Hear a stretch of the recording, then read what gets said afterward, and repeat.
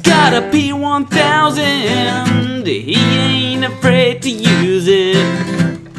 He's got a P1000, he's only afraid he might lose it. But he points it at the moon, points at the stars, he points it at Uranus, and he'll point it at Mars. But every time he touches his camera, Ranty, Breezeblock, beat Breezeblock, beats a great club prover. Breezeblock, beat Breezeblock, great club prover.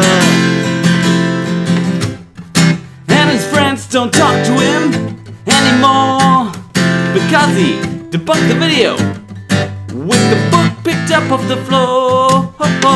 He filmed the boat going over the horizon. All his friends could do was cover their eyes and cry. I forgot the words. I forgot. Anyway, ahoy hoy, I am Planartalk, and welcome to Planartalk episode 12. And we've got Ranty with us. Let me switch over. Oh, wrong one. There we go. How's it going, Ranty? Hey. How's it going? I see there's a few people in the chat already. We got Conspiracy Catz and Hugh Jarsz. Two names that I thought would never go together, but he does have a big arse. Yeah, well, he says that it's not... Well, Hugh says it's not just his name, it's what he is. So, yeah. So... What I'd like to, so I will ask you, are you sick of that song yet, or? I think I'll ever get sick of it. It was, it's part of who I was, I suppose. So, it's history, isn't it? So you can't rewrite history, so you might as well laugh at it. Yeah, I think there needs to be another verse to that song, like, one that sort of brings it full circle. I think that Conspiracy Catz will have to work on something for that. Yeah. it would work very well, though, you know. One of the things I do want to get into, we'll start with a lot of people, like especially flat earthers, you could say that they find it almost unbelievable that you're now that you don't believe in the flat Earth anymore. So, what would you have to say about that? Yeah, you see, I think they find it, they're too invested in it, that's the way I'm seeing it, personally from what I'm seeing. That they have been, I mean, don't get me wrong, I was so invested too, but it wasn't, well, it was my life for a time, but it's not who I am. It's not like it was a belief that I was prepared to let go of if I found any different evidence. So, yeah, I mean, I say that I've come out and I've explained why I've changed position, and yeah, some of them don't believe it, and that's probably because I was such a big figure in the community and pushing flat Earth forward all the time. Always trying to help channels out, always trying to put shows on, content out there and stuff. So, I suppose, every day they would log in, they would see something about me, whether it was a debunked video, whether it was somebody uploading some of my own content, or whether it was me on a show or something. There would always be somewhere they could find something related to me. So to actually not have me in the community anymore, it probably seems like a big loss to them, and they don't want to let go of that. Just like they don't want to let go of the flat Earth, Yeah, it's one of the things where they've now started saying that you're a paid shill or controlled opposition or something, and it's surprising. I suppose it's actually not surprising, but it's interesting to see how quick they turn on you if you go against what they believe. Yeah, I was saying recently on another stream, actually, that you would call it fair weather friends, but you don't think the fair weather friends when you're actually in the community. So people that you may have spent years talking to, maybe contact with them, if not every week, at least every day sometimes, and you would class these people as close friends. But the minute that you then come out and say that actually no, I am no longer a flat earther, I'm a glober, that friendship seems to be expendable. And because you are now a glober, you are now the enemy. So you've gone from being a very well-respected person in the community and a friend to now the enemy. And as you're the enemy, you then must have your legs cut off and your arms cut off and your throat slit. And that's the way it seems at the minute. Yeah, well, when it comes to people like FTFE and Conspiracy Catz, these are people that I'd consider friends, right? And I have no doubt that we have our disagreements over different things, whether it be disagreements about what we believe, or maybe even... I doubt we have any scientific disagreements, so I think we're probably... If we do have any scientific disagreements, it's probably on... It's just one of us being misinformed. And because I can't be wrong, it's definitely Conspiracy Catz or... No, but it's one of the things where I don't think that... like, if I were to end up deciding, okay, I think the Earth is flat, that's going to get clipped out of context, then... essentially, I think that Catz would come along and say, well, actually, this is why you're wrong, and try and help me out, rather than being like, you're a flat earther, how could you? Yeah, I mean, well, the thing is, I think in this case, the reason why I've changed is that nobody can debunk what I've changed for.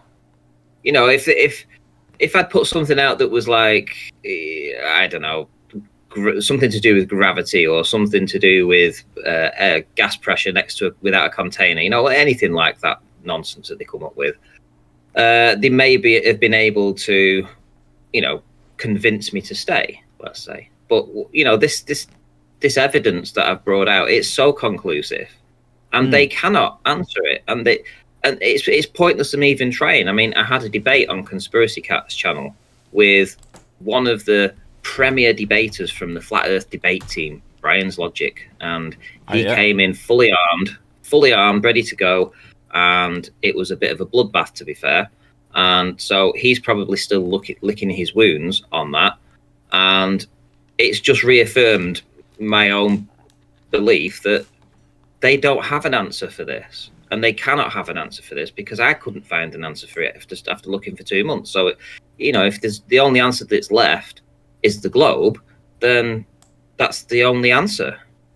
And that's how I processed it. And so they couldn't come up to me and want to put their arm around me and say, hey, you want to come back to the flat earth because of this? Because they couldn't argue it with me. Yeah. So they've had to cut ties, it seems. Yeah, it's one of the things where it does seem very cult-like. If you, like, a lot of cults, what they'll do is they'll try and prevent people that were ex-members from speaking with current members. And that one of the good ways to do that is by basically just completely ostracizing them from the community entirely. Yeah, and I've spoke about it too since I've had some time away and also came up with this evidence. I've also, so I'm just getting a bit of feedback there. I think he's too close to the mic. Probably. Yeah, it's just confusing me. That's all. So where were we? Oh, the cult. Yeah. So staying away for it a time, and then obviously, you're seeing how things are going down from somebody that gave so much, which I did in the community. I was on so many different shows. I gave a damn show away to somebody else. Built up a show and gave it over to the community to take over and Brandon to run it.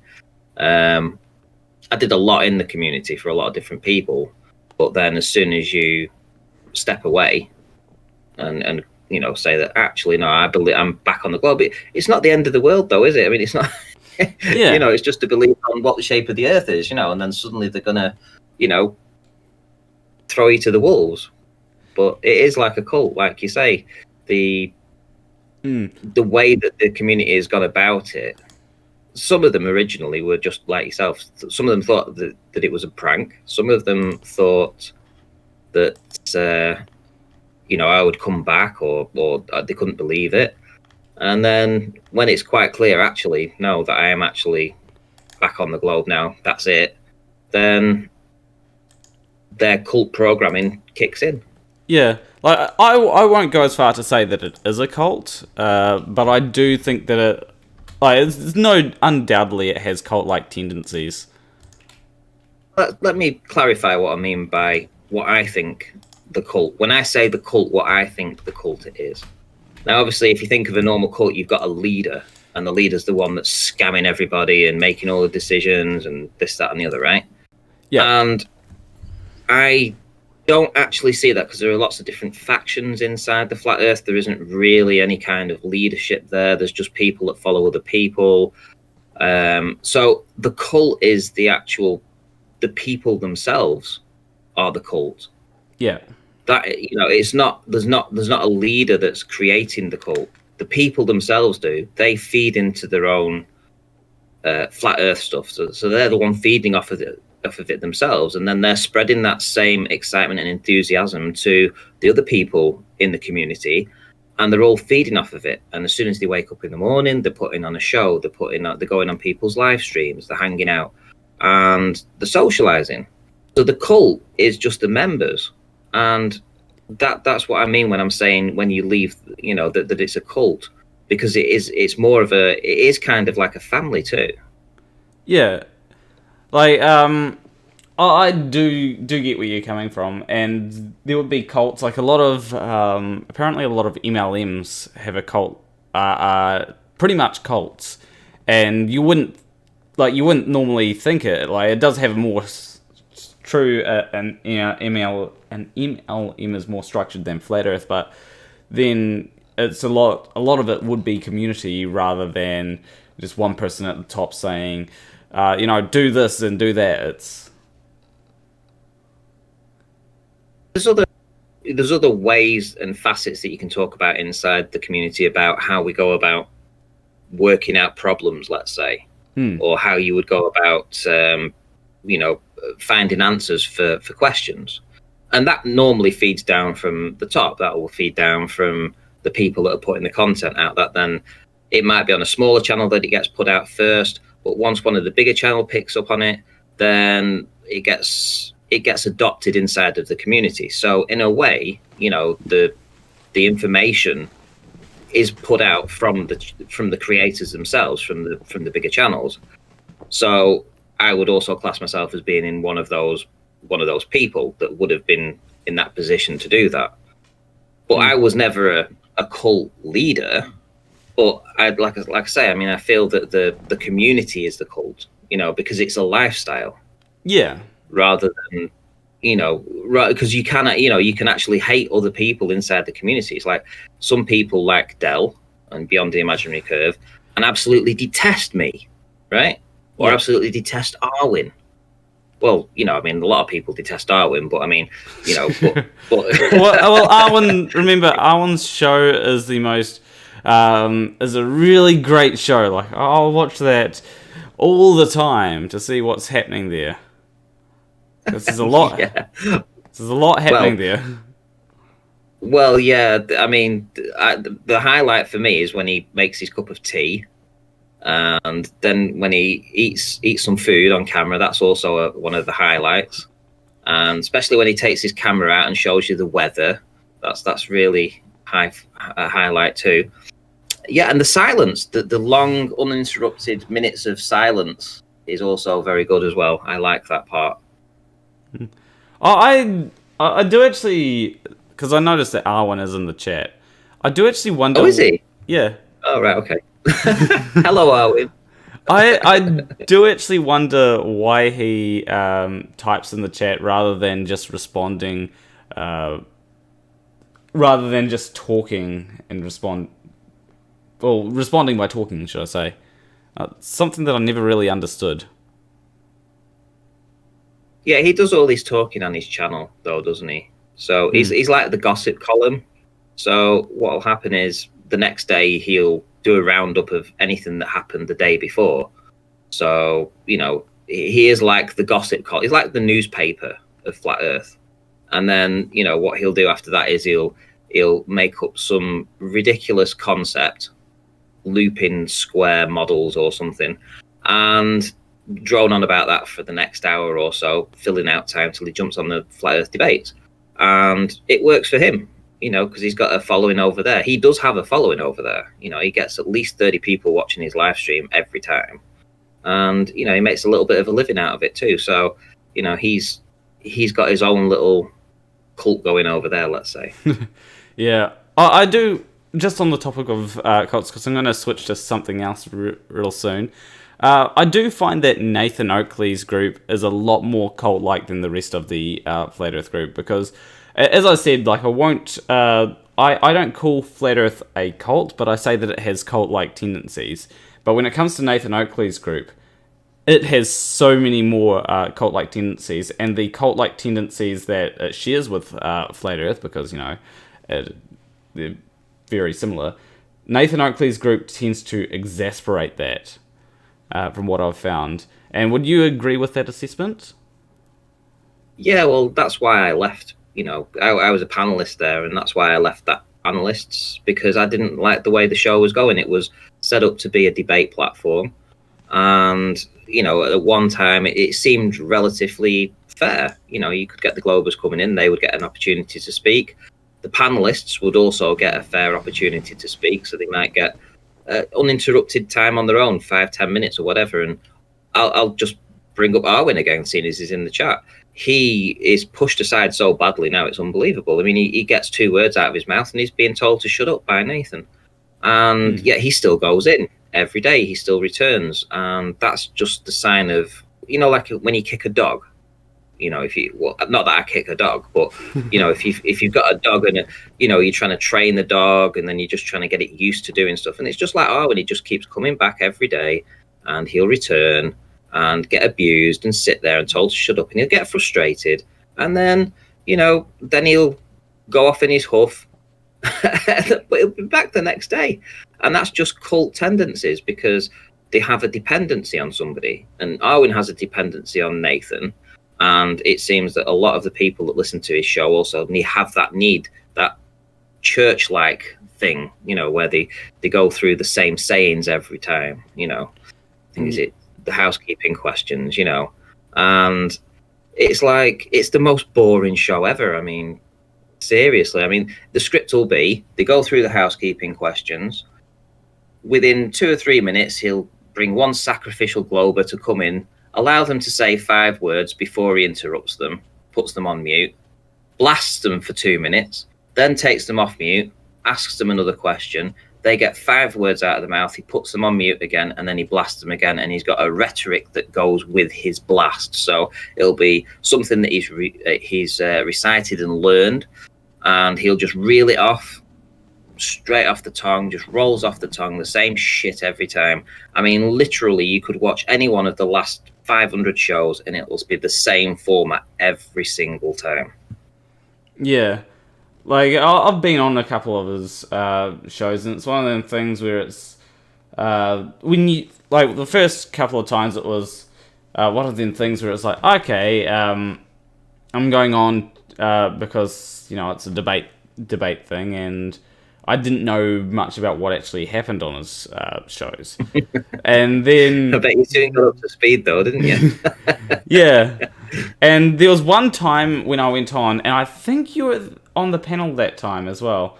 And this was when I was going through I think it was a syllogism, right? And I had a few tenets, and I was bringing up these tenets, like, if the Earth is a globe, and then he says, that's being the question, and it's like, you didn't even let me finish. Like, yeah. If I say, if Earth is a globe, that doesn't mean that I'm saying, That's not being the question, because you haven't let me get to the conclusion, right? If I say, well, if the Earth is a globe, then it's a globe, therefore Earth is a globe, then that would be being the question, right?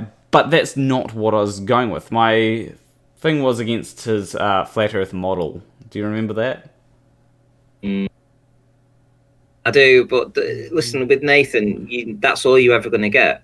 If you say the word "if," it triggers an auto response from him, which is begging the question fallacy, right? Yeah. And that allows him to go into a 30-second diatribe about something, right? And so the second you say "if," that's it. That's exactly what he'll do. He will instantly mute you, and it's just pathetic. There isn't a debate there. There's no discussion.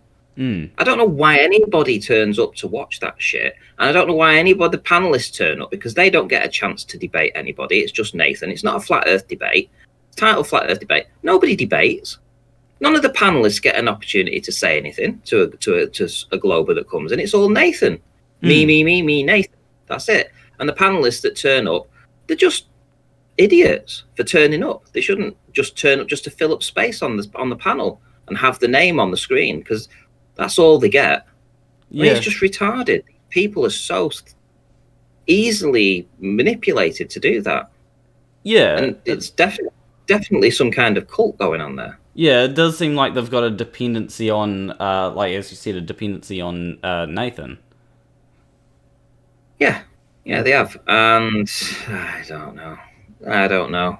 Yeah, I left out anyway because I didn't like that, but I guess some people like that, and people keep going back, so it's what it is, I suppose. Like, that was one thing that actually got me to really respect you, was leaving that thing, because I can see how toxic Nathan can be, and to sort of just say, well, yeah, Nathan is toxic, and then go against Nathan. Or you wouldn't really go, I wouldn't really say you went against Nathan, but you sort of decided, okay, I'm not going to be involved with Nathan anymore. At least that's from... Well, we did have a massive fallout. We had a massive public fallout when Quantum Eraser, again over Arwen had been asking Quantum Eraser for some citations for some evidence that John Quantum Eraser had put out.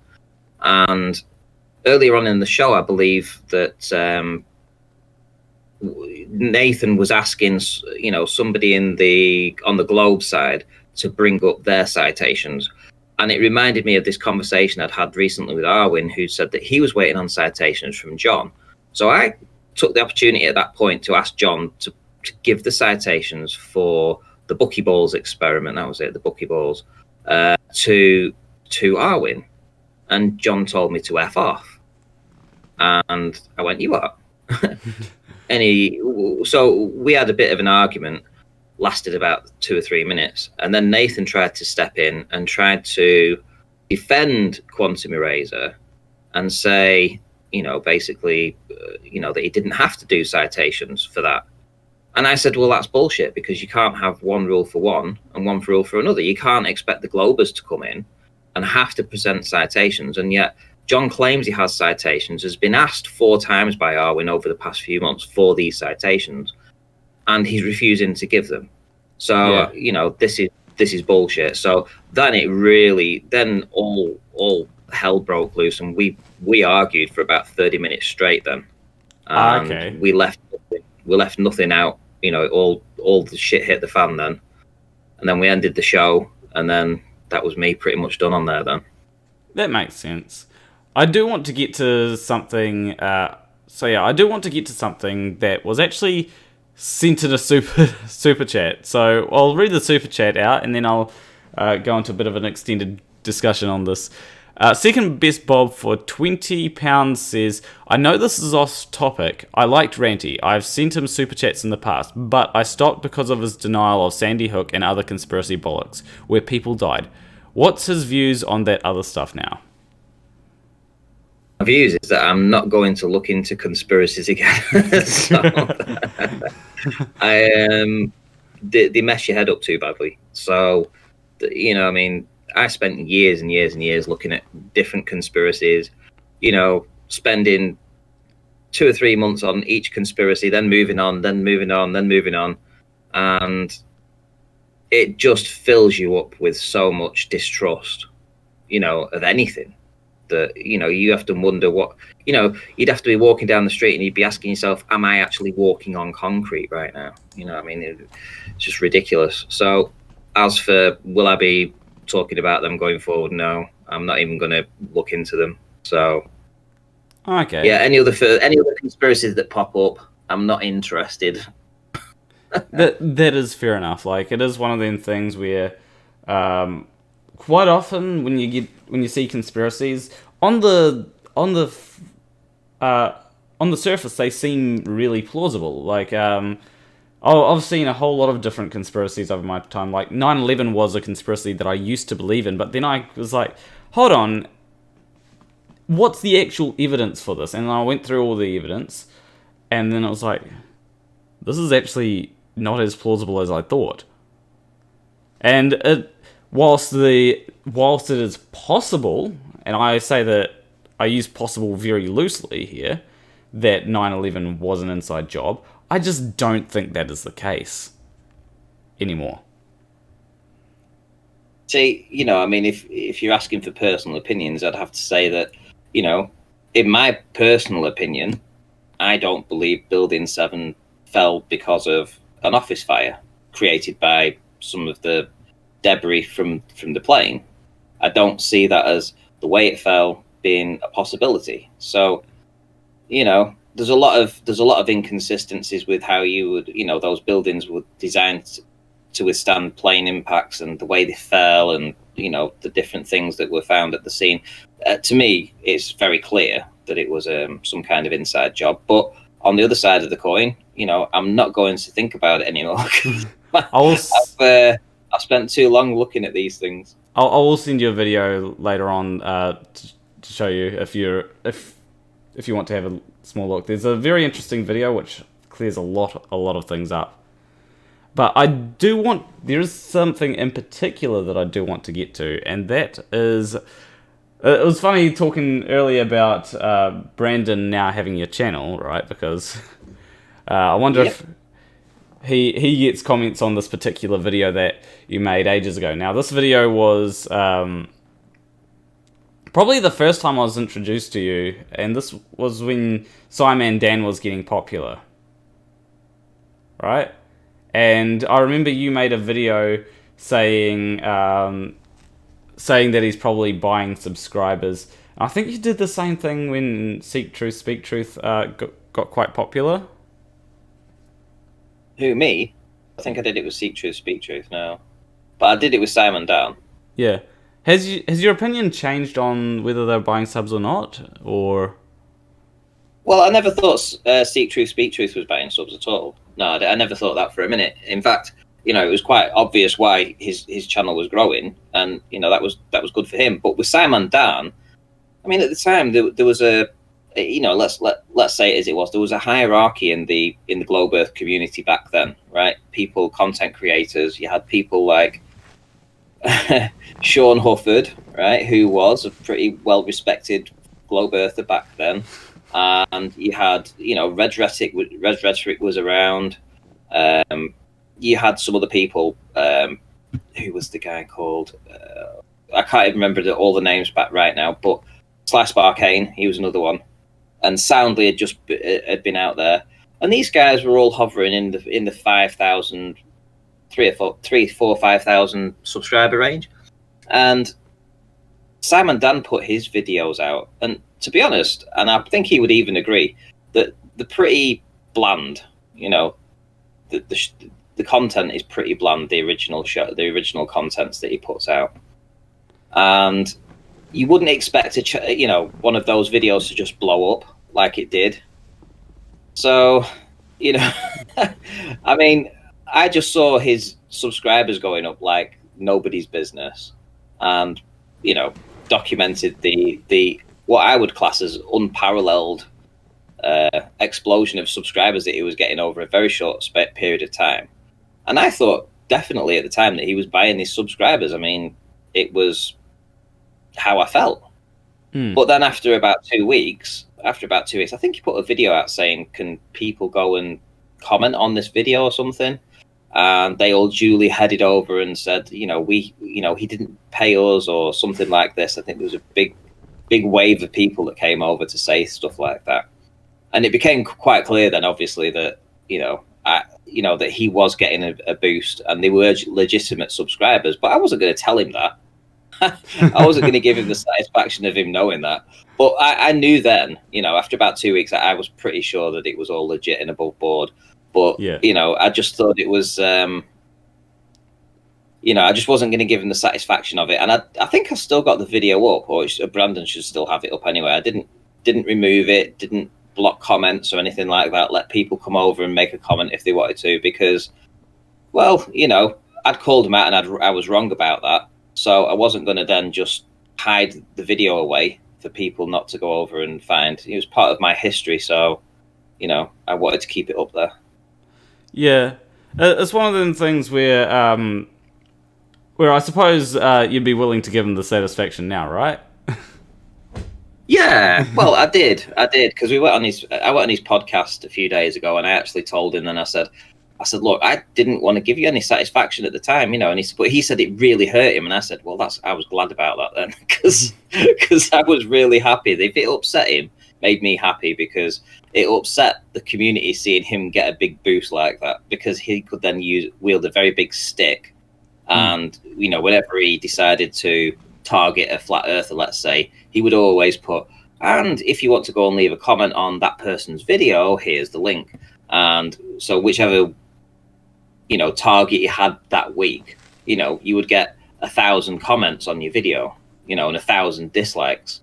And it did affect the community, so it was affecting people's morale at the time. It was definitely a big thing. I was just going to say that I personally don't put links to. Well, it depends. Sometimes I will put a link in the description if I am okay with people giving the person that I'm talking about a boost by watching, then I'll put the link in the description. If I'm not okay with that, then I won't put the link in the description. So, for example, if I make a video on Matt Powell, I wouldn't put the link in the description. People are free to go to his channel and leave a comment, but if I generally just won't put the link in the description, because I don't want them to get those extra views, and quite often those views will be monetized, so they'll get a bit of extra money, and I don't want to support that. And also, it's one of them things which I don't think people in my community really need to go and leave a comment on the original person's video all the time, Yeah, but I think Simon Dunn at the time, he has he's evolved his content creation, so it's a little different from how it was back then.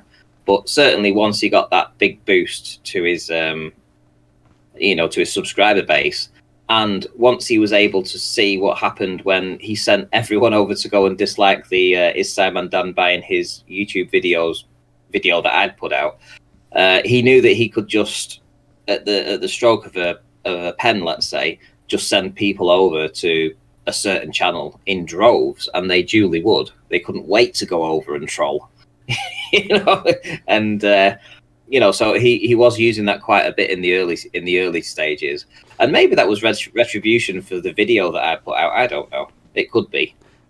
Well, it's one of those things which I do wonder if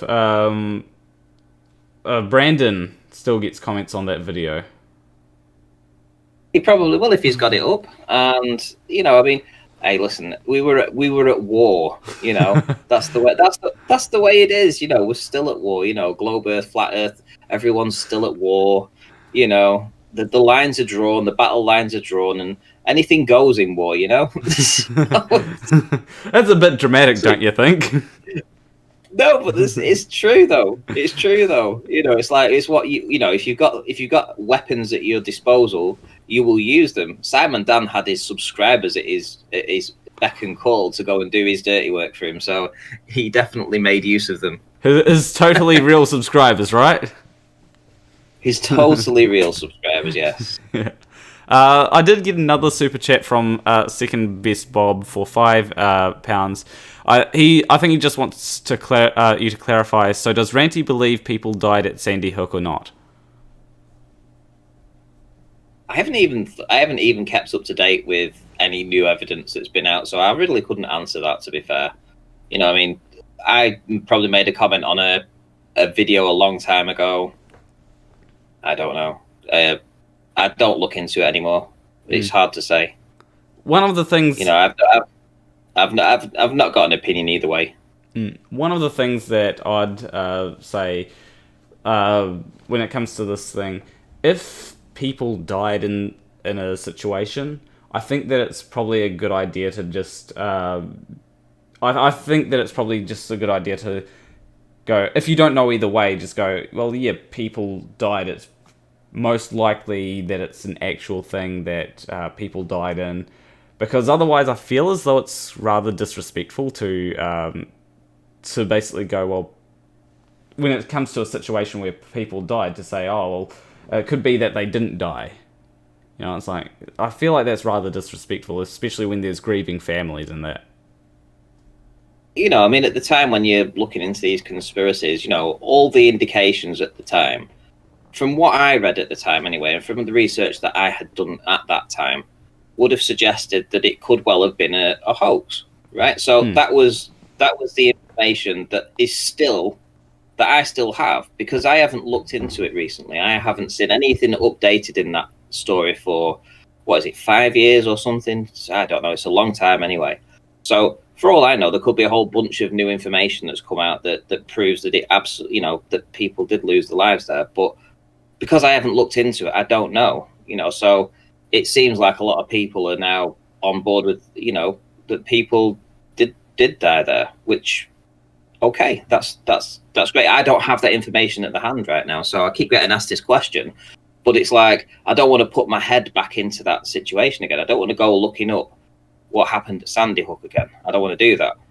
Yeah. So I'd rather just move past it and not be bothered about it, rather than have to drag it all up again. Yeah, what I could do is I could look into some of these things, because when I do look into these things, I often will try and look at both sides, and rather than just being like, okay, looking at one particular side or something, to try and, because I find that a lot of people, when they do quote-unquote research, they only look at one side, and I think that's what happens with a lot of people that go into conspiracies. They only look at one side, because most people, well, there's not a lot of people that will go ahead and debunk these things, because it's one of the things like, why would you question an event where people died? And I think that's why these things appear so believable at first glance. And I get that. And I think the algorithms were different when I was looking into these conspiracies years ago. So the algorithms back then were, you'd watch InfoWars, right? They eventually got rid of InfoWars. But InfoWars was out there, and if you started watching InfoWars, you would have other suggested videos from people just like Alex Jones, right? And the way he put his content out, and the theories he thought about. So suddenly, if you sat down at your PC watching, you turn on your YouTube, you didn't get the other side. You didn't get a balance. You just got Alex Jones and all the other things that go along with Alex Jones, and all the other conspiracy recommendations for you to watch. So there was never the mainstream narrative. It wasn't like you had 50% mainstream narrative that you could click and 50% anything to do with Alex Jones or alike. It was all, once you started watching a few videos from one sector, they just bombarded you with it. Totally bombarded you with it. Absolutely. And so when it was looking up for instance, when you read something about this Sandy Hook, let's say, you didn't get a recommendation to watch what the mainstream narrative was or the opposing view. It was just Sandy Hook. You'd have all these Sandy Hook things, and it would all be hoax, right? There would never be is real, we can prove it. It was always just hoax. So you would just click it, you would click it. So suddenly all you're being fed is one side of the story, right? That's all you were being fed at the time. And I you know, I'm not going to say that. Well, at the time, you know, it wasn't like you just wanted to go and find out the other side. Like you say, you would balance yourself, or would think that you could balance yourself by looking at both sides. Back then, I don't think there was the controls in place on YouTube that would have allowed that. You know, that time and that at that time, it just allowed it to flourish. You know, they wanted the conspiracies out there for some reason. And if you were sort of conspiracy minded, they bombarded you with it. Well, I don't think it's that they want the conspiracies out there. I think it's more that there still are conspiracy minded people, and conspiracy minded people weren't hurting the thing that they cared the most about, and that is the ad revenue. And so when they did start to impact ad revenue in a negative way, that was when YouTube decided, okay, we're going to try and change a few things. They first changed it by putting the thing under the video, which I don't think really helps as much as they would have wanted, because if you're watching a video where someone's frothing at the mouth, saying, about frogs turning chemicals in frogs and whatnot, then you're probably going to go, well, this person seems rather passionate, about this, and so he's probably, or they'll probably think that he's right, when he's most likely wrong. Whereas when it comes to the little info box, it's just a little bit of information saying, oh yeah, the video that you're watching is wrong about this, and it's like, well, it probably doesn't address the exact arguments made in the video. Probably just says, this is a thing.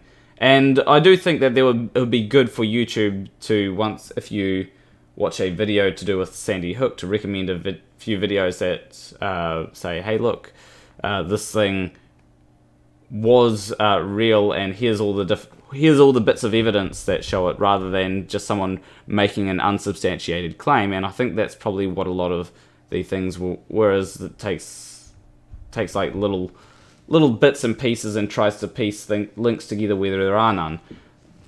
So yeah, and I would agree. All I'm saying is that back in the day, if you go back 8 years or 10 years ago, it would have all started off with 9/11. I think 9/11 was the big one, and they had 7/11. Then it was Sandy Hook, and then jet fuel, and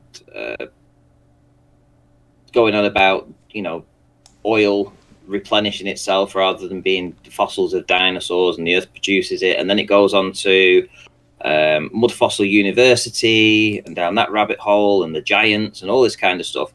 And you literally get bombarded with conspiracies. That's all it would be. I mean, once I started looking at them back then, I turned on my YouTube channel. You would never watch a fluffy kitten video. You wouldn't get that recommended to you. I've always gotten fluffy kitten videos recommended to me, more on Twitter than YouTube, but still, like.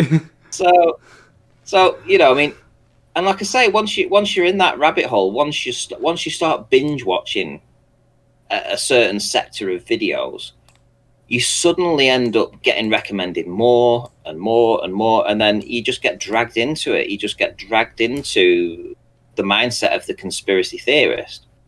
And I think that's what happened to me. I got swept up in that. So, would you say that it's probably a good thing now that YouTube has stopped recommending so many conspiracy theory videos? I don't think I've seen many conspiracy theorist videos recently, actually. Thinking about it. I think they've changed their algorithm to try and stop it from recommending those. Yeah, it doesn't seem to. Now that you've said that, I haven't actually received any of them. Yeah. Well, the last ones I had received was Las Vegas shootings. That would have been the last time that I actually saw any kind of pop-up, I think, for any kind of recommendation. So they must have changed it after that. Yeah. Because when I look through my feeds now, I've just got running videos, Rocky Balboa videos. I've got some movie video clips.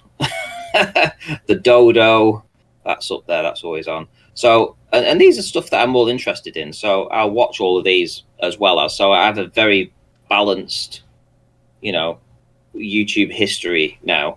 Whereas at one time it was just completely skewed with conspiracies. I mean, there would have been a time that there would have been, if you'd watched my history, there'd be 5,000 recent videos and all of them would have been about conspiracies, if you'd have gone back a few years. So do you think that it's probably a good thing that they've stopped recommending it?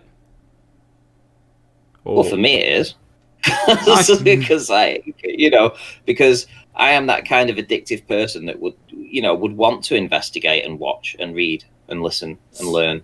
So what about in general, because I'm thinking that there would probably be a lot of people like yourself that would get invested in one conspiracy, click on the video that goes to the next one, and eventually they become flat earthers. So would you say that it's a good thing in general that they've stopped recommending, or to stop them being a flat earther? Yeah, because that was one of the pop-ups that kept on showing up in the side. Would be the Earth is flat, and this is how retarded it sounded to me at the time. Even though I was into conspiracies, and I was looking up all these conspiracies, kept getting these videos pop up. I never clicked them because to me it was the most retarded thing I'd ever heard, that the Earth is flat, and I just couldn't bring myself to watch it. I thought it was going to be a complete waste of my time. Why would I want to watch a 5-minute video from these idiots? And it just got to the point where one day I had literally, I think, watched every single video out there that was about conspiracies, right? And then the only thing that was left was a video to watch on Flat Earth. And because I was bored and I had nothing else to do, I unfortunately clicked it. Okay. Yeah, that sounds like it could be a problem for a few people. I have noticed a few people in chats who are saying that you won't say Sandy Hook is just a conspiracy and that they're disgusted at that. And I think that it's one of them things which I will see if I can. I'll have to look into the different sides of that. See, and yeah, I mean, if you've got a video, I don't really want to watch it, but if you want to send me a link to a video that clears up what happened at Sandy Hook, I'll watch it. And then, you could ask me again, that's fine. But as I'm saying, the last time I looked into that, I was just fed one side of the story, right? So I only have one side of the story in my head. Okay. So it's unfair to ask me to do something when I haven't even seen the opposing argument. Okay. I know that I'm probably going to get a bit of flack for that, but I do understand what you're saying there. Like, it's one of them things that you haven't really looked into. And, like, if someone says, have you changed your mind without any evidence to change your mind? It's all like, I don't know. Like, now, one of the things I would probably say is that it is possible that you sort of reevaluate what you believe, right? And because you've sort of realized that some of your beliefs may be rooted in bad logic or something, that you go, okay, well, I don't think that it's responsible for me to still hold this belief. And would that be what you are?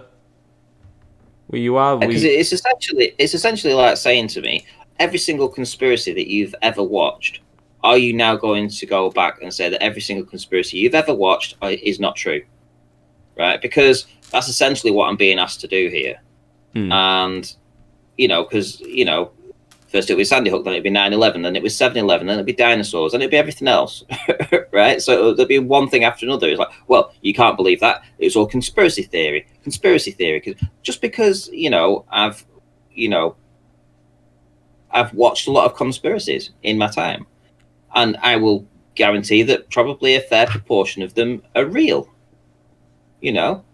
That's what I would believe. But, I don't really want to go down those paths again. I'm not really interested in them. You know, what my opinion of it is irrelevant to me, because it's not like I'm going to be talking about it going forward. It's not important to anybody else, and it shouldn't be important to anybody else. Well, I suppose it's mostly important to the people, because there are people that did go and harass the people who were family of the people that died at Sandy Hook. And I think that's one of them things where when it comes to a lot of people that maybe helped propagate misinformation, then sometimes it's one of them things where they're at least partially responsible for the harassment. I can't remember the last time I spoke about this. So you know, I have no idea why this is even brought up, to be fair. I think, or how much of an impact me perhaps saying, when asked a question some years ago, what I believed about that, and maybe having a 30-second comment on it has suddenly, made, such big news. Yeah. Well, I do think it'll be nice to move on to some other things, because this is... I don't want to make this all about the comments that you've had on Sandy Hook, and like if people want to send me videos about this on Discord, I'll go through them and I'll see if I can see which ones might be useful for Ranty. Or if you want to send Ranty the videos, I'm sure there's a way that they can reach you. Really, I'll watch anything. If you send me something, I'll watch it. But I don't want to be inundated with new conspiracy videos. I don't really want to get involved with that. I've got other things that I'm working on that I'm really not bothered about, to be fair. Fair enough. One of the people that we've got in the chat, Conspiracy Catz. So what is it like working with Conspiracy Catz? Oh, he's a lazy bugger. Well, he's not. He's working on so many different projects. He's got his fingers in too many pies, I think. But working with him, he's a workaholic, clearly, to have that many pies on the go. I mean, the guy works from 8 o'clock in the morning till around about 10 o'clock at night, Monday to Friday. And then he works Saturdays with me, and he'll also work Sunday afternoons with me. So the guy's just putting it out there, putting a lot of work in. So yeah, he's getting around, and he's a nice fella as well. Yeah, genuine. Yeah, when it comes to Conspiracy Catz, I think that he could have probably if he had have really dedicated enough time and energy to YouTube, he probably would have well over 100,000 subs by now. And I think that it's one of them things where if he had the consistency of Simon Dan, then he'd definitely have over 100,000 subs. His videos are ace. I mean, just that video that he did about Southport recently, it was like watching a little documentary. I mean, how he plans out his trip. I mean, just getting in the car, he gets in that little pink car and he opens the door on the car, and he got the noises of the car door opening and then closing, and he pushes the little car and he says, "Now head off to Southport." It's so funny. It's so funny. It's a little toy car he pushes. So I mean, talk about thinking out of the box. I could never think of things like that. He's very creative, and the amount I've seen his his movie maker and all the clips. I mean, the amount of clips that he has on any one of them, there could be 2,000 individual clips on one video.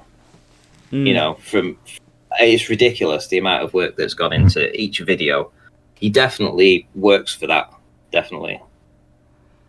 Yeah, when it comes to some of my videos, I'll sometimes be like, okay, I'm going to put a little bit of effort here into this particular joke. Like there was a video actually my last video.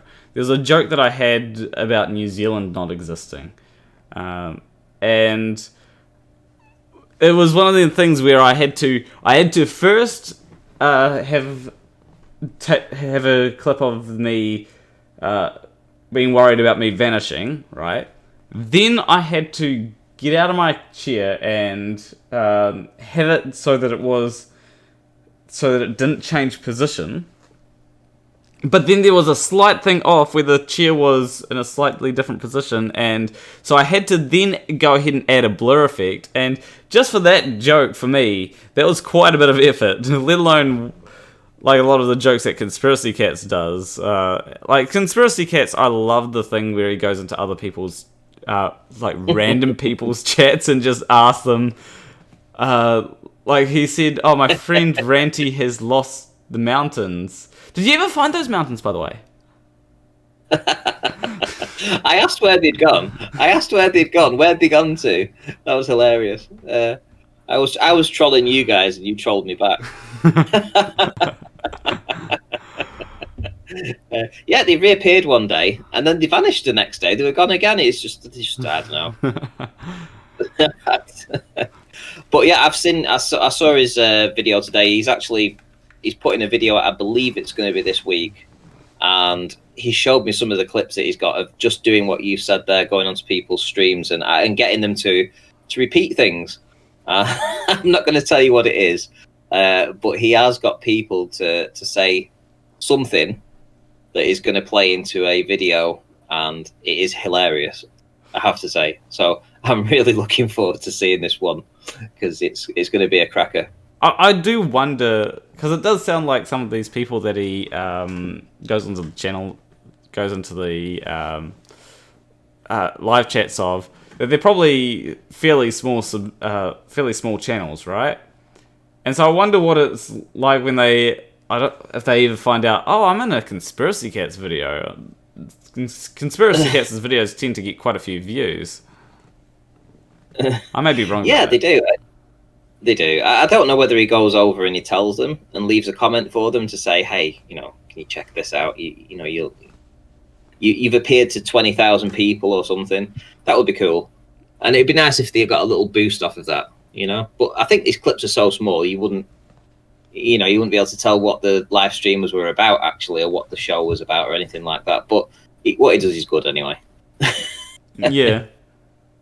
Especially the psychic mediums as well that he goes to.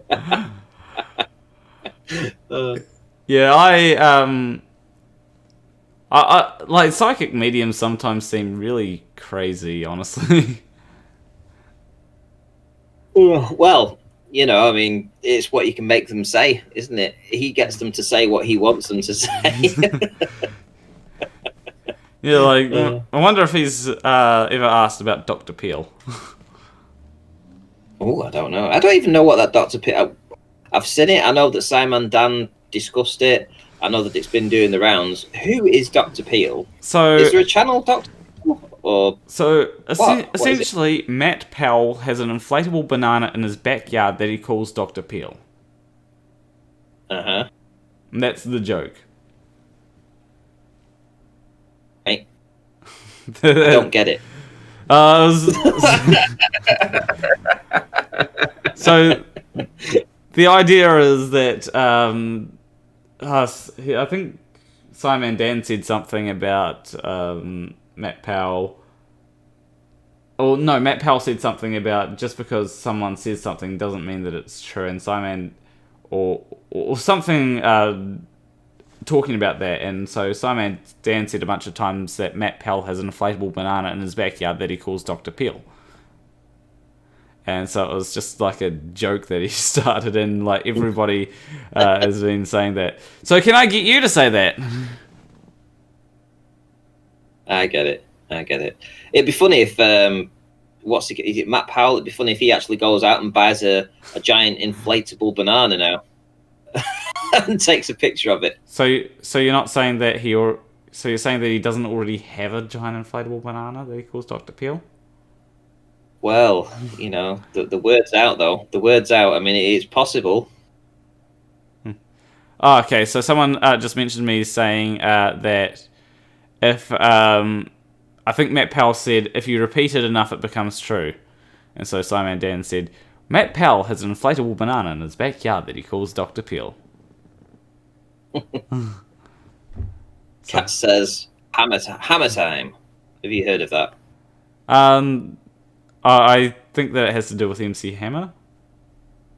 Like Yeah. How does it go? Like when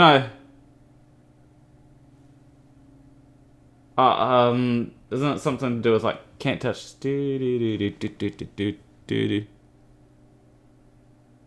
or stop? Yeah. Hammer time. I can't remember all the lyrics to songs like that. Hey, you never know. I mean, sure. Like I know I listened to a few Beatles songs that like Hey Jude. I even know the hidden lyric in Hey Jude. Like there's a hidden lyric where it says "fucking hell." Listen to it. You'll eventually hear it. But it's not actually meant to be in there. It's when Paul McCartney messed up a chord. But anyway, like I do listen to a whole lot of songs, but from like ages ago, like the Beatles. But MC Hammer was before my time. You don't expect me to. Don't expect me to. What's that? Can't touch this. Can't touch this. Yeah. Da, da, da, da. Da, da, da, da. Oh, there is something else that I do want to bring up real quick. All right, because you've mentioned about smoking gun evidence that the Earth is a globe, right? This is what convinced you. So I want to bring... Is it what convinced me? What do you mean smoking gun evidence? Like the Blackpool Tower thing you said was... Oh, yeah. Yeah. And I want to get your opinion on this. So... Have you seen... Oh, yeah. Have you seen this? Yeah, Dr. Bob walks me through this. Sometime... It was about a week ago. And, you know, I think at the time, you see, I wasn't paying much attention to, who's the guy that did this photography? Jay Tolan. That's the one. There you go. So that shows how irrelevant he was to me. But I heard a lot of people saying that, oh, he's got photography out of the plane. He can see for 2,000 miles or something ridiculous. And anyway, I had a quick look at that one video and I was like, oh, I don't see that. And I kind of just lost interest. He was boring. It didn't appeal to me. Whatever it was, something just didn't appeal to me as photography. And then I knew this image was doing the rounds, but at the time I think that this was doing the rounds. I was also involved in a lot of crap over on the flat Earth anyway, on that side. So I didn't pay much attention to this. This went under the radar for me. I didn't see Bob's debunk of it at all until about a week ago, when he said, hey, do you want to have a look at this? And he said, do you think I've cropped this off the top of this mountain correctly? And I had a look and I said, yeah, actually, yeah, it looks pretty clear that. Yeah, you've definitely done that. And he said, well, actually, there's like 6,000 meters missing of it. Huh? Really? And then he showed me the full picture. And I was like, oh, shit, right. Yeah, you're right. But I hadn't seen this. I hadn't seen this debunking. To be fair, flat earthers don't really look at debunking videos. Okay. You know, they only watch flat Earth videos. They won't watch the debunking videos. Yeah, that makes sense. Like when it comes to this particular one here, there are a few issues that I noticed with because they said, oh, it's supposed to be. They say here that the peak should be about there, right? But I looked at the maths, and the maths was just, there's one thing that they didn't account for in the maths, and that was the viewer height. And the viewer height, as you will know, makes all the difference. Yes, yeah. Well, here's the thing. So I think he does actually. I think he realises that he's just being dishonest. There is somebody around at the minute that's going around with this Blackpool image and trying to claim that the mountain should be substantially lower, you know, almost at the base of Blackpool Tower, based upon drop, right? So he's putting drop value in, and then he's putting the angular size into that after that, and then working from it. But what he hasn't done, why he's done that, I don't know why he's done it. It's dishonest, because you only get drop when you're not doing a visual analysis. The minute you lift your eyeball just a millimeter off the ground, it no longer becomes drop, it becomes hidden value, right? From that moment on. So it's no longer drop. Drop is just excluded then. So it's such a dishonest thing, because once you go to 12 meters elevation, you know that the difference between the drop value and the hidden is quite a substantial amount. Absolutely. And it makes a huge difference to the trigonometry and what you should see on either model. So the fact that they're just using the drop value and then given an arbitrary 12 meter observer height or 6 meter observer height, it doesn't really matter. As soon as you give an observer height, you can't use the drop value. You have to use the hidden. I do want to quickly show you what we expect to see on a globe, right? And I love this because this is like, this is I can't remember what this was from. It might have been from something that what's his name? Either you or the other guy that did that live stream used this. I can't remember his name right now. That you did the Blackpool Tower analysis. Oh, Sleeping Warrior. No, someone else. You Catz and someone else. Oh, Ruhif. That's the guy. Yeah, one of you use this thing here, Peak Finder. And so when I think it's Peak Finder that I'm using here, but yeah. Anyway, when I put it do an overlay, I mean the overlay is almost identical, isn't it? Yeah, the overlay is what you expect to see on a globe, whereas and it's like very, very shockingly similar. And so it's one of the things where I love this proof, because this bit of evidence is a really nice bit of evidence, and it's a flat earther that took it as well. Yeah, I mean, I wish I'd seen this to look into at least, but for personal reasons, I wasn't able to actually pay much attention to these sort of observations at the time. And also on the other side of the coin, for the most part, you're a flat earther. Are you going to be looking for flat earth proofs that you can talk about and, discuss or, learn about? Because you don't really want to watch the debunk stuff. You want to watch the new stuff that people are bringing out that can give you answers for other things and other things to reaffirm your beliefs. You don't want to watch the debunk videos.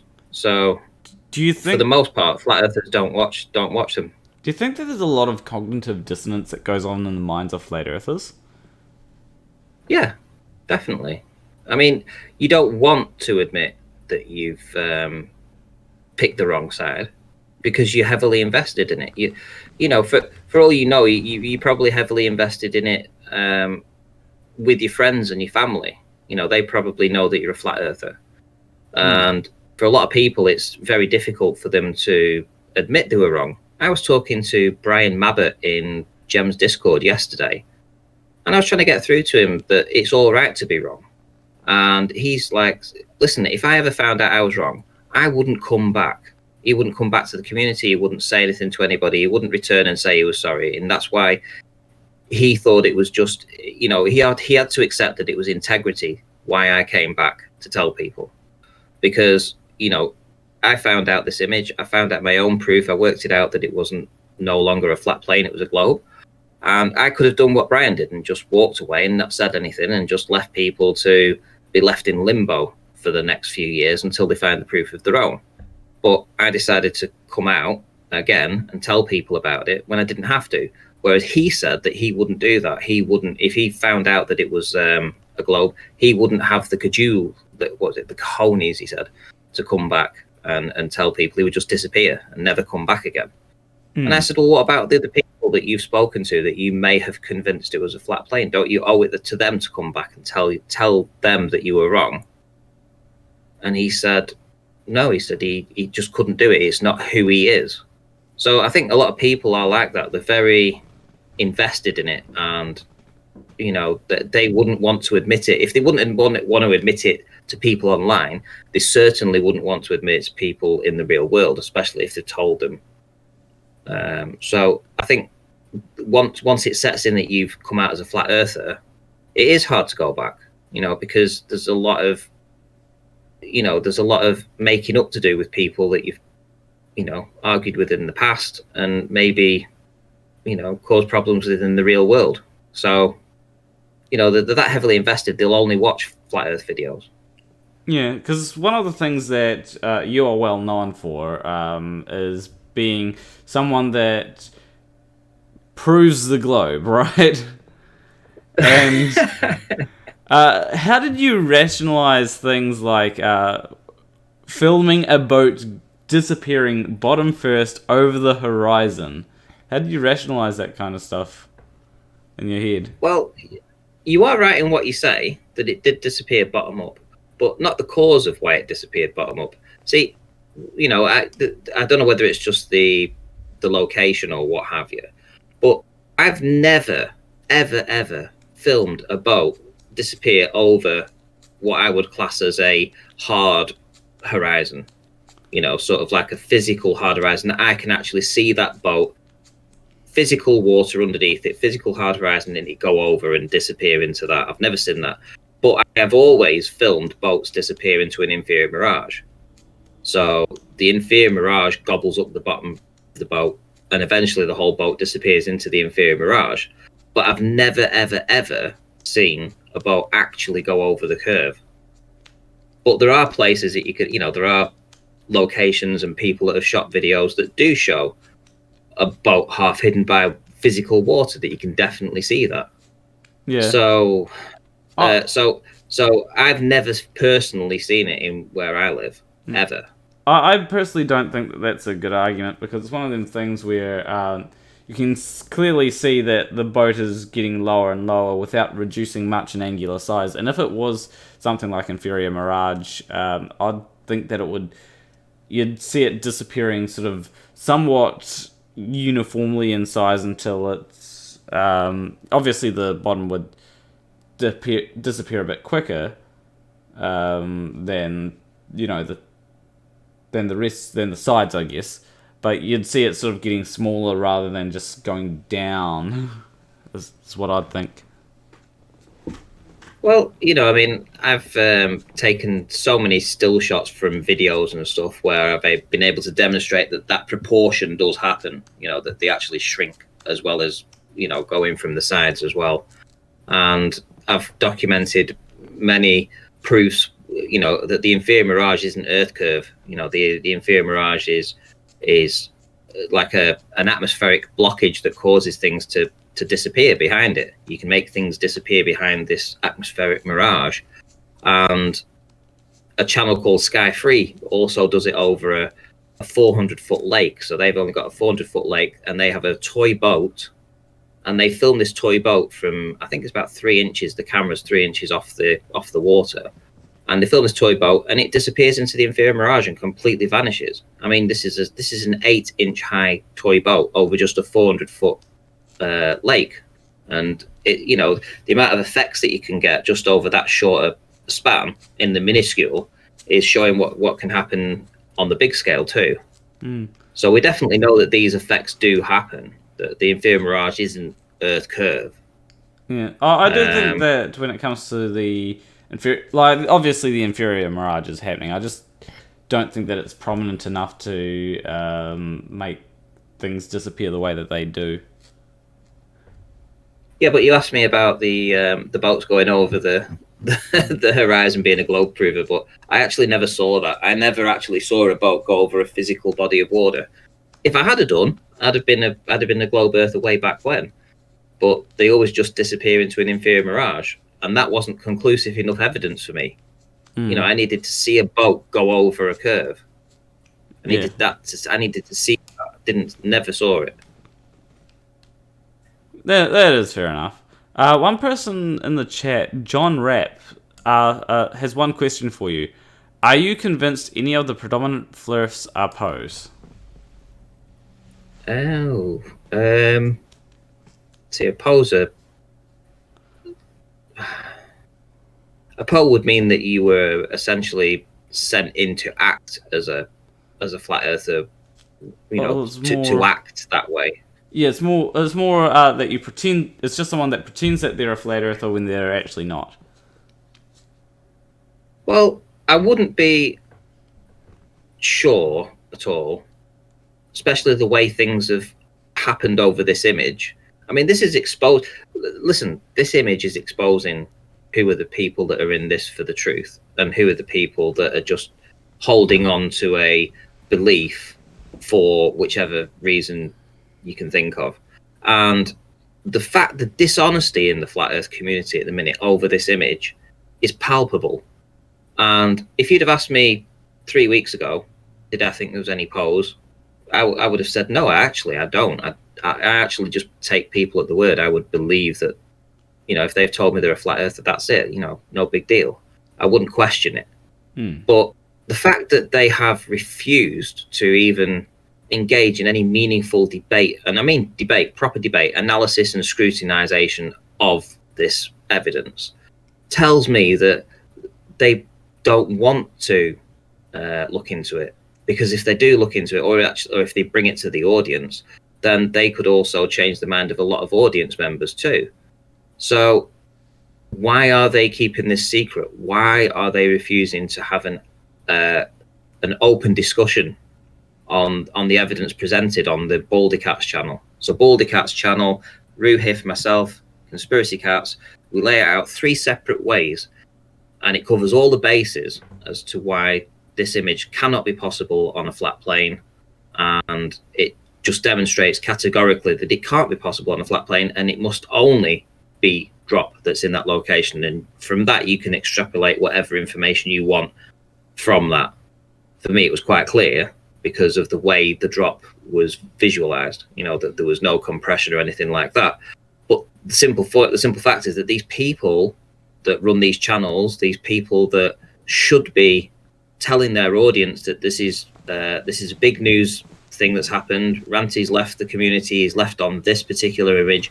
Let's discuss the image. Let's discuss the trigonometry. Let's discuss the pixel counts. Let's discuss the visualizations of the mountains and what the features are on it. But they can't do that because it's so clear what it's showing. Yeah. So the fact they're not doing it, that's the point. The fact that they're not doing it tells me that they must know that they've seen in it what I've seen in it, right?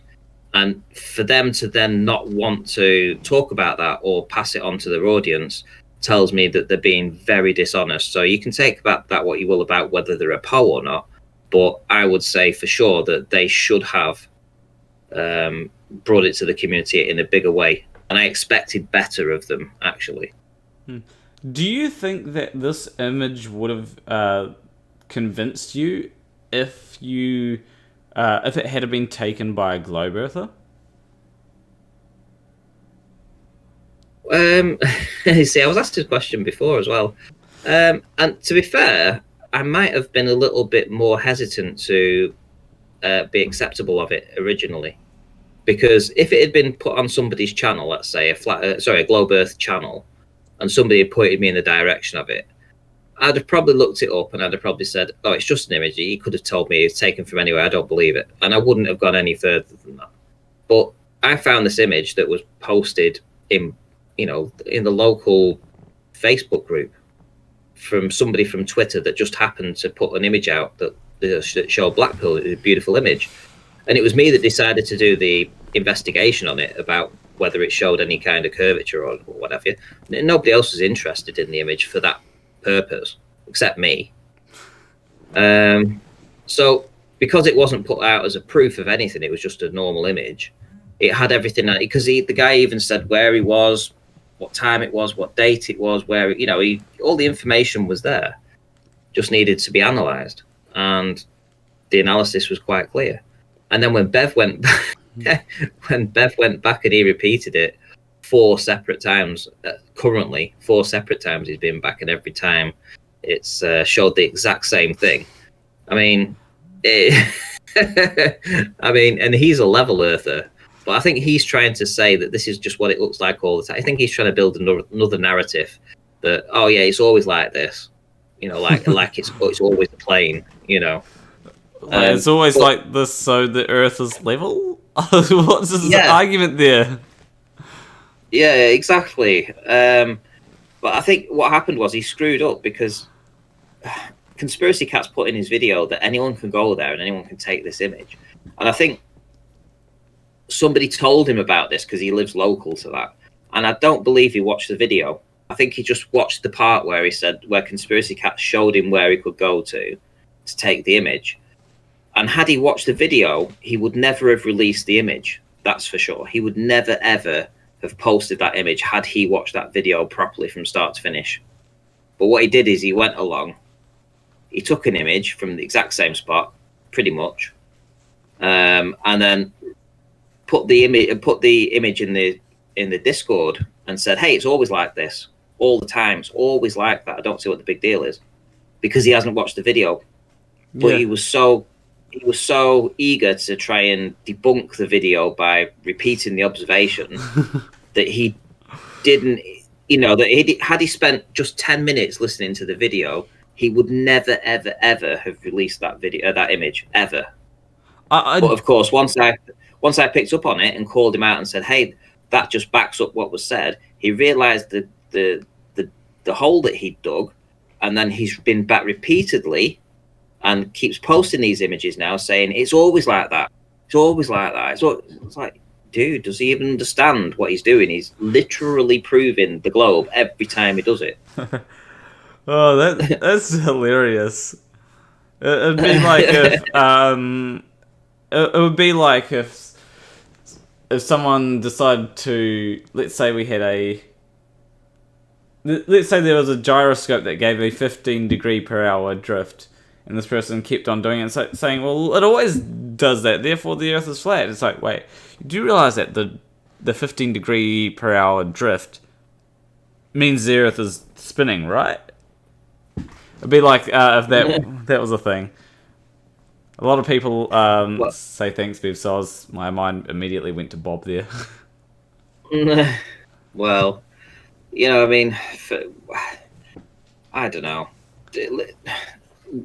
Bev, though, and I don't even really want to go on about it too much, but let's just say that the more times he's been back, the more times he's confirmed it, the less wiggle room there is for the flat earthers to try and claim some kind of magical atmospheric effect that's going on there. Because originally the claim was, oh, it's got snow on the mountains, and the snow is making the atmosphere different there, so it's sinking. It's like, you want to slap your head. But Bev's been back, and he's repeated the observation on nighttime, in hot weather, in cold weather, and it's always looking the same. So they're literally their best argument, which isn't really a best argument anyway, which is some kind of atmospheric effect going on, is being well and truly debunked by Bev as he keeps going back on these different days and different weather conditions and proving that it's exactly the same. Yeah. One of the people in the chat, I know he's wanting me to bring him on, and no, I'm not going to do that because I'm not going to make this, I don't want to turn this show into a debate. This is more of a nice conversation. One of the things that he'd probably say... Who's Jason? He's had a lot of... I can set up a debate between you and him if you want. Although he is not going to listen to you at all. Like, his whole shtick is, well, unless you have gotten rid of all the atmospheric conditions, then it's not proof because there's error in it. Right. Okay. So, yeah. Well, sorry, Jason. Right. Is there anything else you want to ask me? Yes, I do want to. Well, I'll give you a bit of a plug for your show, Almost Unbelievable. What would be the wackiest thing you've ever heard on that show? Oh, the Almost Unbelievable show. Yeah. Well, I've got a personal favourite, and that was a woman and a friend. Did notice the atmosphere seemed to be a little bit off this evening. They'd been sitting out on the balcony at night time in, near Florida, and very populated, very popular area, and plenty of bars and stuff around that location. They're right in the middle of it, and a friend had come round to spend some time with her. They'd had a few drinks, and it just seemed that something was off. The atmosphere just felt off for some reason. So they decided to go for a walk. So they took the dog out for a walk, and as they are meandering around, the woman that lived there noticed that all these things had changed. Like fence panels had been replaced on the next door neighbour's house, and old toys that had been left in the garden for the past year since the previous Halloween in a different house suddenly had new toys there that instead of being the old tatty damaged ones they'd walked past for the last year, now they were all brand new. It was a brand new toy or whatever. And they walked up to the end of the street. They saw this car chase. Looked like it was a blue car being chased by a cop car, but they were traveling at incredible speeds, and the car seemed smaller than normal. And then they razzed around this corner, and then they just disappeared into thin air, just vanished. They carried on walking, and they saw this woman with a dog, and they thought, finally somebody, because they'd heard no noises, no dogs, no birds, no humans, no other cars, nothing. Everything it was like it was a dead area. And they saw this woman walking a dog, and they thought, life. And as they walked towards her, she just vanished into thin air as well. And then eventually they got home, and when she walked in the house, she bought this car, this second-hand car, and one of the car salesman that had sold the car, they had this big discussion about the car key, because the car key was all battered and damaged and scratched.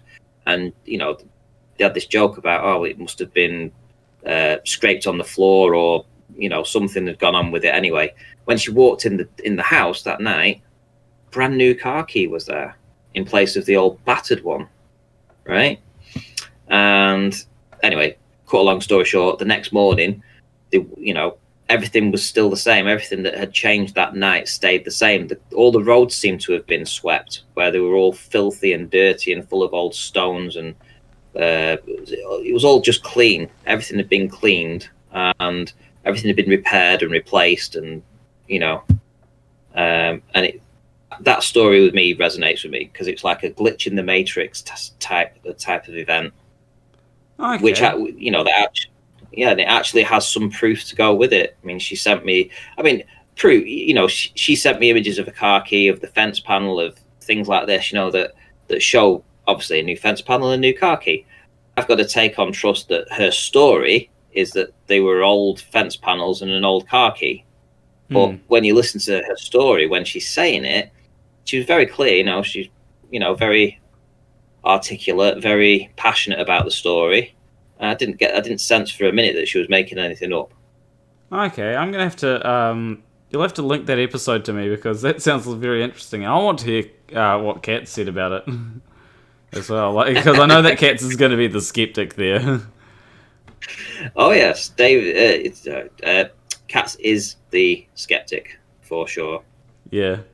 So it'll be very interesting to see what Katz's take on it, because it is one of them things where you can't just say, they're lying about this. It's it's one of the things that you can't, you can say it, but it wouldn't be very professional. But what's interesting is that it seems like there's a lot of these glitch in the Matrix style events that have a very similar effect. In fact, the Flat Earth came on and told us his story of when he changed realms and went into a parallel universe for a time.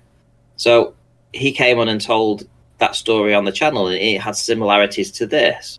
And those type of events are very, to me anyway, appealing. I would definitely say appealing, but there's a whole host of different stories on there. There's Hat Man stories where, a guy in a hat seems to follow a woman around from country to country, stalking her. It's just weird. Honestly, mate, the amount of different stories on that are just unbelievable. I love every single show. You'd say that it's almost unbelievable, right? Yes, almost unbelievable. That's the one. Okay, well, I think that's actually a very good note to end on. Like, we had a bit of a story time and all that. So yeah, it'd be fun to have you on again. And hey, if you want to debate Jason, I'm sure that he'd be up for it. And I'm not sure how. As I said, like I'd have to show you one of the debates that he had before, or at least the highlights. He is absolutely crazy, so I don't know if there's going to be much of an actual discussion there. Probably not then. I mean, to be fair, if he wants to have that kind of debate, he should probably jump on Brandon's panel and have a chat over there, because he'll get a good say there. Or join the Discord. Join what's it called? Gem Panda's Discord. What's it called? Debate Flat Earth and More. That server on Discord. Join that. Okay. There you go, Jason. There's some things that you can go and do. He won't last 2 minutes in there. He'll get gobbled up. Anyway, with that, leave a like and subscribe. Well, firstly, thank you, Ranty, for coming on, because it was definitely an interesting conversation. Oh, super chats actually. I can't forget those. So, Indie Tiger for $5 says, "Welcome back, Ranty. Glad to have you here." Are you still there, Ranty? I am. Sorry, I didn't realise it was a question yet. So there you go. Yeah, I'm glad to be back as well. Back to reality. It's good. And Graymore Ghost for $5 says, "Not only does Matt Powell have an inflatable banana, he is an inflatable banana." So, hopefully that gives you a bit more of an idea of who Matt Powell is. Although I don't think your life is made any better by knowing that information. No, it's not going to change much for me. Yeah. Anyway, going back to the thing, leave a like and subscribe if you liked that stream. Leave a comment letting me know what you'd like me to do for future streams. I'm always open to ideas, and also, there we go. Also, Glass Monster is just saying that he would love to chat with you sometime. So. Okay, sounds good. But yeah, anyway, I will see you in the next stream. Between you and me, thank you for watching. 1 second. There we go.